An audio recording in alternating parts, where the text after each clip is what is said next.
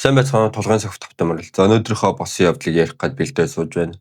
За өнөөдрийнхөө босын явдлыг ярихаас урьдаар манай Монгол улсад маш харамсалтай, маш эмгэнэлтэй нэгэн зүйл тохиолдлоо. Тэгээ 3 настай юм бяцхан жаахан үр одоо 30 метрийн гүнд унаад нас барсан байдалтайгаар олдсон байна.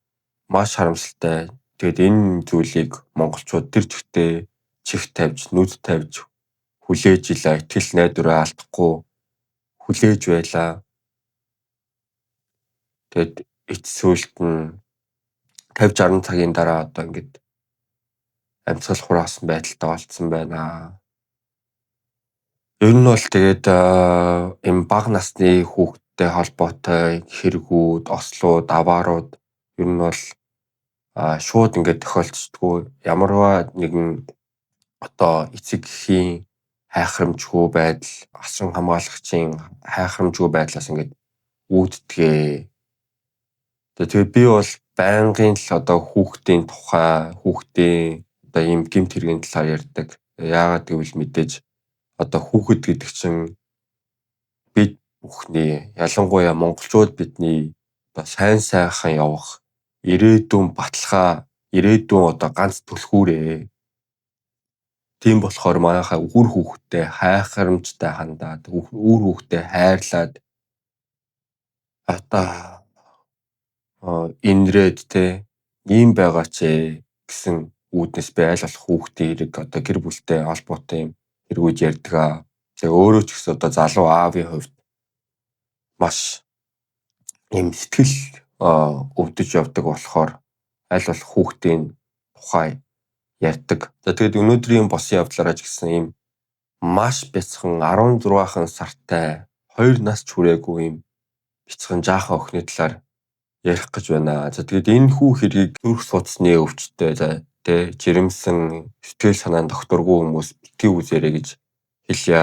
За өнөөдрийн маань ярих хэрэг маань болохоор Солонгосын ард түмнийг за тэгээд аав ээжүүдийн сэтгэл зүрхийг зүссэн маш харамсалтай, маш эмгэнэлтэй ийм хэрэг байгаа. За тэгээд солонгосчуудын маш их уур бухимдлыг хүргэсэн, солонгосчуудын маш их үзэн ядалтыг ингээд дэврээсэн үүсгэсэн ийм хэрэг байгаа. За энэ хүү хэрэг маань болохоор 2020 оны 10 сарын 13-ны өдөр нэгэн ээж хүүхдээ тэврээд таксинд суустаар эхэлдэг. За тэгээд тэрхүү ээж таксины жолоочод эмнэлэг яваад өгөөч гэж хэлсэн байгаа. За өөр бусдаар бол ээж бол маш тайван байсан. Хүүхдээ тэврээл машинд суусан. За тэгээд машинд суусныхаа дараагаар нөхөртөөгөө ярьсан болтой хүүхэд юусоо амьсгалахгүй байна. Яах вэ гэсэн тийм утасны одоо яриа хийсэн баг. За тэгсэн чинь нөгөө таксины жолооч бүр гайхаад ингээд хойшоогоо гинт зочиж хараад хүүхдийг харсан чи нэрэл ямар ч амьсгаагүй байсан байгаа. За тэгээд таксины жолооч уурлаад чи намайг ингээд дуудаж байхаа оронд 119 түрүүн тусламж дуудахгүй байсан юм бэ? Чи ямар тэнэг юм бэ?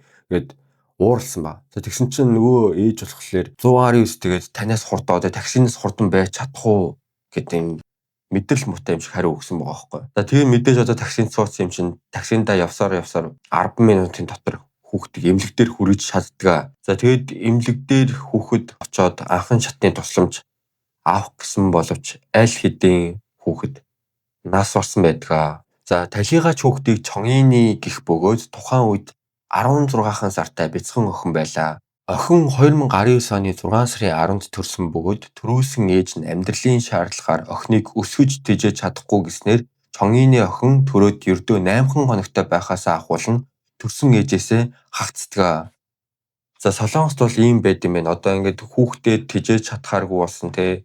Одоо маш юм няраа хүүхдийг төрөөс нэг хүн цалинжуулаад за тэгээд тэр хүнээр ингээд хүүхдийг өрчлөлтөл юм уу те. Хүүхдийг эсвэл асрамжийн газар очтол ингээд өсгүүлдэг ийм одоо систем байд юм байна. За тэгээд энэ чонгины охиныг болохоор 7 сар хүртэл нэгэн эмэгтэй бүр яг л өөрийн хүүхд чигээ яг л өөрийн охин шигээ ингэж мундаг өсгсөн нэг эмэгтэй байсан байна. За тэгээд чонгины охиныг 7 сартай байхад нь өрчилж авахлаар өөрсдөө Америкт одоо боловсрол эзэмшсэн мундаг хүмүүсээ. За тэгээд бид нар одоо орчуулагчаа мундаг орчуулагч нар тэнгүүтээ бид хоёр бол ингээд өөртөө гэсэн охинтой, төрсөн охинтой. Гэхдээ бид хоёрын амьдралдаа тавьсан нэг зорилго бол ингээд хүүхэд өрчилж авахаа, хүүхэд өрчилж авах зорилгоо биелүүлэхээр одоо ингээд энэ охиныг өрчилж авмаар байна гэсэн санал хүсэл тавьсан байна. За тэгээд хүүхдийг ингээд 7 сартай байхад нь өрчилж авсан байсан багмаа. За тэгээд энэ өрчилж авсан хүмүүсийг ээжийг нь Сун, аавыг нь Пак гэд нэрлэжээ. За тэгээд хүүхэд 7 сартай байхдаа Сунинд ингээ очтгоо 2 дахь охин нь болоод. За ингээд нас барахаас яг 1 хоногийн өмнө буюу 2020 оны 10 сарын 12-ны охины явдагт цэцэрлэгийн камерын бичлэгүүдийг та бүхэндээ үзүүлье. За өглөөний 10 цаг 40 минутанд ямар ч хүчгүй болсон Чонгины охин багштай тэрвүүсээр байдаг. За Чонгины охиныг зүгээр эсхийг шалгах гэж хөл дээр нь зогсоож үзсэн ч алхамж алхаж чадахгүй маш хүчгүй байсан байгаа. За тэгээд түүний дараагаар багш бие дээр нь ямар нэгэн шарах сорив байна уу гэд маш их сайтар шалгаж үздэг. За ингээд шалгаад үзсэн чинь Чонгины охины гиз дүүрсэн одоо хэм маягтай харагддаг. За тэгээд хоол хүртэл өгөхөд юусоо идэхгүй хүнд нөхцөл байдалтай ингээд байсан байгаамаа. За ингээд охинд багш нар санаа зовж халууныг нь хэмжиж үзэхэд ямар ч халууны шинж тэмдэг илрээгүй халуураагүйсэн байсан байгаамаа. За тэгээд иймэрхүү нөхцөл байдалтай би энэ бүр маш сулдсан хүчгүй болсон иймэрхүү байдалтай байсаар байгаад маргааш өглөө нь охин нас барсан байдаг. За ингээд охиныг үзсэн эмч X-ray зураг авахад л охин ямар их зовж шаансан болохыг ойлгож энэ хүртэл яаж тисэж ирсдгийг гайхан яддаг. За Чонгины охины өрөмөл ээж буюу Суныг эмч шууд цагдаад барьж өгсөн байгаа. За охины X-ray зургийн дүгнэлтээр хавирганы яс хугараад 2-7 хоногоос 1 сар болчихсон. За игэн мөрний хавцаа яс 2 сараас 3 сарын өмнө хугарсан байсан бөгөөд бороолж идэгсэн байсан байдаг. За хамгийн аимшигтай нь охины гидсэнд маш их цус хоримтлагдсан байсан нь дотоод эрхтний задрал урагдл үүссэн байдаг. Эмчийн хэлж байгаагаар эмнэлэгт яаралтай ирсэн бол охины амийг аварч болох байсан. Охины энэ дотоод эрхтний урагдал удаан хугацаанд үргэлжилсэн байж магадгүй гэсэн байдаг. За ингээд охиныг нас барснаас 21 хоногийн дараа задлан шинжилгээний хариу гардаг бөгөөд гадны нөлөөтэй хэвлийн гэмтэл гэсэн дүгнэлт гардаг. За ингээд Суныг цагдаа нар баривчилж мэдүүлэг авч эхэлдэг.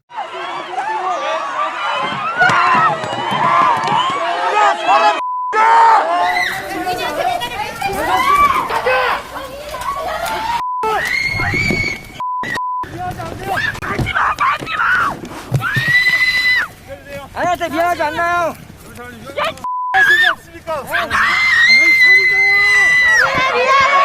정인아 미안해. 정인아 미안해. За ингээд цагдаа нар тухайн өдөр яг юу болсон талаар Сунаас одоо асууж лавж ихтгээд тэгсэн чинь Сун болохоор ингэж хариулсан байгаа. Охин ерөөсө хоолоо идэхгүй байсан. За тэгээд хоолоо идэхгүй болохоор миний бүр уур хүрээд одоо нэг хүүхдийн сандал байдсан шүү дээ. Хүүхдийн сандлаас нь одоо өрөөж авчраад ингэ сэгсэрсэн. За тэгээд би сэгсэржсэн чинь миний гарнаас алтраад за тэгээд гэцээрээ ингээд сандал мөргөөд доош хараад унсаа гэсэн мэдүүлэг өгсөн байгаа. За энэ мэдүүлэг үнэнч байсан худлаач байсан бүр үгүй ер нь бодтоо үр хүүхдтэй ингээд хоол идэхгүй байна гэж ингэ сэгсэрж идэг одоо эцэг их тэ ээж гэж байх уу их хүн гэж байх уу аимшигтай байгааз. Тэнгүүтээ Сун ерөөсөө өөрийгөө өмөрсөн байгаа юм л та. Би ерөөсөө алий гэж бодоагүй. Өөрөө ингээл унчихсан штэ. Миний гараас салтраад унчихсан. Энэ бол зүгээр осол байсан. Би ямар ч буруугүй гэсэн өөрийгөө одоо ингэж өмгөөлж хамгаалсан баг. За энэ бүх өөрийгөө өмгөөлж хамгаасныг нь цагдаа мөрдөгчнөр маш олон туршилт, маш олон одоо шинжилгээ, маш олон одоо судалгаагаар няцааж чадсан байдаг. За түүний мэдүүлгийг няцаа хар мянган баримтуудыг мөрдөгчдийн багийнхан олж авч чадсан байдаг. За эхний баримтаар 10 сарын 12-нд охиныг цэцэрлэгээс аав нь ирж авдаг ба багш нар Чонгины охиныг эмнэлэгт яаралтай өнөөдөр үзүүлээрэй гэж захиж хэлж явуулахад тухайн өдөр эмнэлэгт хүргээгүй, эмнэлэгт үзүүлээгүй байсан байгаа. Үүнийг мөрдөгчд үзээд өөрсдийн хийсэн хүчирхийлэл илэрхгүй, нотлогдохгүй гэсэн айцаас үүдэн Чонгины охиныг эмнэлэгт үзүүлээгүй гэж үтсэн байдаг. За хоёр дахь баримтаар бол энэ Чонгины охиныг хүчирхийлж байж магадгүй гэсэн 3 дуудлага цагдаагийн болон хүүхэд хүчирхийллийн төвд одоо ирүүлсэн байсан байгаа. За тэгэд энэ 3 дуудлагыг мөрдөгчнөр шалгаж үздэг. 2020 оны 5 сарын 25-нд эхний бүртгэл цэцэрлэгийн багш нар Чонгины охины биеийн хөхрөлт, хавдалт, мөн нүүр царай болон чихний ар хэсэг одоо шарх сорвоор дүүрсэн маш их хөхрөлттэй хавталттай байсныг олж илрүүлсэн байгаамаа. За ингээд 5 сарын 25-нд цэцэрлэгийн багш нар цагдаа болон хүүхэд хүчирхийллийн төвд ингээд эхний туулгыг өгсөн байдаг.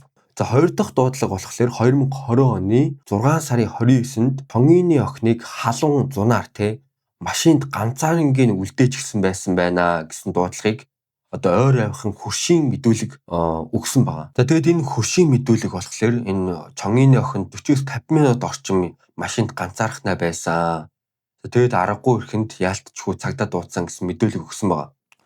За ингээд хамгийн сүүлийн дуудлага бол 2020 оны 9 сарын 23-нд энэ Чонгины охиныг үздэг одоо хяналтандаа байлгадаг эмчээс ирүүлсэн дуудлага байсан байгаа. За тэгээд энэ эмч бол Чонгины охиныг одоо байнга л үзэж байгаа шүү дээ. Одоо хяналтанд байгаа цанаа дүүрүүл ирнэ.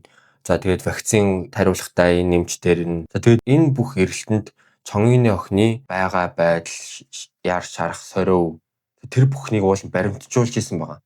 За тэгээд хамгийн сүүлд 2020 оны 9 сарын 23-нд вакцин тариулахаар энэ эмч дээр ирсэн чинь охин бас нэлээд хүнд нөхцөл байдалтай байхыг хараад энэ эмч шууд цагдаа дуудлага өгсөн байна. За тэгээд цагдаа нарт бүх мэдүүлгийг өгөөд за тэгээд энэ ээжээс тусгаарлаад өгөөч. Энэ ээж ингээд чихээлээд байсан байж магадгүй гэсэн одоо бүх баримтуудыг цагдаа нарт өгсөн байна. Гэтэл энэ цагдаа нар одоо ажиллаад дутуу хийсэн үү, хайхрамжгүй хандсан уу, Чонгины охиныг ээжээс нь тусгаарлаж чадаагүй байсан байна. Тэгээд энэ бүхнийг цагдаагийн байгууллагын бас өөртөө жоохон хамгаалсан магтай зүйл ярьсан байлээ. Шууд бидний ингээд шууд шаардлагаар охиныг ингээд тусгаарлах боломжгүй байд юм аа. Ингээд хэд хэдэн үйл явц шатлал дарааллын дагуу байж иж хүүхдэд тусгаарлалт юм аа. За тэгээд энэ тухайн нөхцөл байдал бол тийм хүүхдийг тусгаарлах нөхцөл байдлыг бас ингээ хангаагүй гэсэн мэдүүлгийг цагдаа нар одоо олон нийт хэвлэлд хэлсэн байдаг. За тэгээд энэ эмчийн мэдүүлсэн мэдүүлгийн дагуу цагдаа болон хүүхдийн хүчирхийллийн төвийнхэн Чонгины охинтой уулзуулаад өгөөч гэд сунд уулан санал тавьсан байна. За тэгсэн чинь сун болохоор манай гэрт орж ирэх боломжгүй, би та нарыг гэртээ оруулахгүй гэд ийм одоо хариу өгдөг. За тэгээд ийм хариу өгсөн болохоор тэгвэл Чонгины охинтой бид нэр цэцэрлэгт нь яваад очиж уулзчаа, цэцэрлэгт нь явуулаад өгөөрэй гэд хэлсэн ба. За тэгээд цэцэрлэгт нь явж очиод уулзах гэсэн чинь энэ сун Чонгины охиныг ерөөс цэцэрлэгт нь явуулахгүй 2-7 хоногоос 3-7 хоног шахуу юм хугацаа өнгөрчихсөн байсан байгаа. 9 сарын 23-наас 10 сарын 12 хүртэл ерөөс явуулаагүй. За тэгэд энэ 10 сарын 12-ны өдөр цэцэрлэгтээ явахгүй байжгаад ирсэн анхны өдөр нь ийм хүнд нөхцөл байдалтай биеийн суул дорой байсан Чонгиныгийн дүр зураг байсан байгаамаа. За албаныхан бол эмч нарын үзэж байгаагаар 10 сарын 10-наас 11-ний хооронд хүчирхийлэл үйлдэгдэж охины дотоод эргэтэн урагдаж гидсэнд хід хурж ихэсэн байж магадгүй. За энэ явсаар 10 сарын 13-ны өдөр дахин хүчирхийлэл үйлдэгдснээр хэвлийн цус алдалт явагдаж нас барахад хүргэсэн гэж үздсэн байгаа. За ингээд мөрдөгчд Чонгины охиныг хүчирхийлж байж болзошгүй болох дараагийн нотлох баримтуудаар бас нэгэн орон сууцны лифтний бичлэгийг олж авч чаддаг. За энэхүү бичлэгэнд лифтний хаалга онгойж хаалга нэгдэхэд хүүхдийн тэрэгэн дээр сууж байсан Чонгины охины угц хийтэл нь хүчтэй түлхдэг. За ингээд лифтэнд суусны дараагаар том охин болох төрсөн охиноо загнаж лифтнээс буухдаа Чонгины охиныг унах шахам дэрэгтэй сэгсцээр буудаг дүрс олддог. За дараагийн нотлох баримтаар суны найзуудын мэдүүлэг байх бөгөөд тэдний мэдүүлгээр сун Чонгины охиныг байнга ганцаарнгийн гэртээ орхидгоо хэдэн цагаас хамаагүй ганцаарнгийн орхиод гадуурж явж идэг гэсэн мэдүүлэг өгсөн байгаа. За энэ Чонгины охины өргөмөл ээж болох суныг Солонгосын ард түмэн, Солонгосын ээж аавууд бүгд үзэн ядсан. За тэгээд яагаад үзэн ядсан нь болохоор мэдээж сая ярьсан маш их хүчрхийл үйлдэж байсан байж болзошгүй тэр лифтний бичлэг байна. За тэгэл охины биеийн байдлууд байна. Охины биеийн тэр хугарсан хаврыг игэмний яс. Тэгээ энэ бүх зүйлийг үзээд Солонгосын ард түмэн ерөөсөө огт зүгээр байж чадаагүй. Энэ хүнийг харааж зүгсэн Солонгосын маш их олон 100 хүмүүс тэр цагдаагийн байгууллагын шүүхийн гадаа одоо жигссэн байсан байгаамаа. За одоо хэдүүлээ хэрэг илрүүлэлтэнд орцгоё. За 2020 оны 10 сарын 13-ны өдрийн өглөө 9 цаг 40 минутанд маш чанга чимээ Сунны гэрээс гарахыг доод айл нь сонссон байдаг. За тэгээд доод айл нь юу болоод байна гэж Сунны гэрийн хаалгыг тогсон чинь уучлаарай сая юм унгаачлаа уучлаарай дахиж юм чимээ чанга чимээ гарахгүй гэд уушлахгүйгээд өнгөрсөн байсан байгаа. За үүний дараагаар 9 цаг 47 минутанд Сун Чонгины охины багш руу одоо цэцэрлэгийн багш руу залгаад Чонгины охин явах боломжгүй байна. Өнөөдөр би ийм байдал нь жоох хүнд байна. Бид хоёроо одоо эмнэлэгт явж үзүүлэх ёстой юм шиг байна гэсэн дуудлага өгөөд охины цэцэрлэгээс чөлөө авсан байгаа. За тэгээд Чонгины охиныг ганцаарангийн гэрт нь үлдээгээд том охиноо цэцэрлэгт нь хүргэж өгөхөөр явж буйн гудамжны камерын бичлэгт бичигдсэн байсан байгаа.